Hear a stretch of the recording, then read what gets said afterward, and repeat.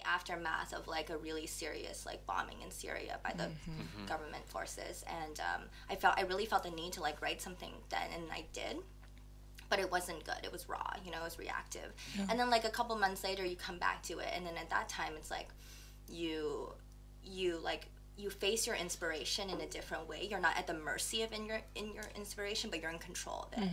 Like, cause you remember like how it felt in that moment. You were inspired and you had this like raw material, but now you're like, now you are capable of like forming it and kind of like taking back the fact that you're not just like maniacally like scrawling away, but you're actually like thinking about it and you're processing it and you're putting it in context with not only the world and history, but also yourself and your relationship to it. That's how we should deal with life in general, right? Yeah, and you said something that really hit me. I think you said it wasn't good, it was raw, it was reactive, which I think speaks very strongly for today's society and today's social justice warriors, and in general anything political or What was that?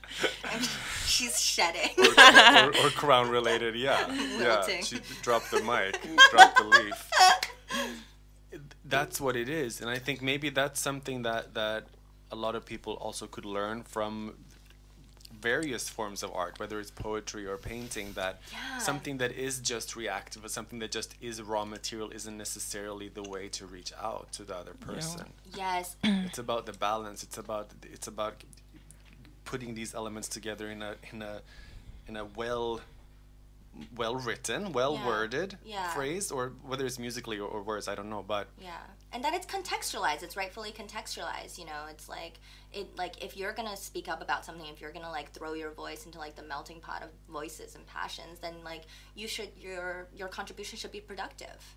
Like it should it should be for something, and it shouldn't just be like a signifier of your presence. Like I feel like so many, like what you were saying about like social media activism, it's like it's one of the most frustrating things about being alive and being like a part of social media today. It's that like you see so many people and like so many businesses and so many like entities on the internet just like trying to like throw themselves into like the trend of whatever moral is at the top of the news today, and like just signifying that like, oh, I'm here and I'm aware.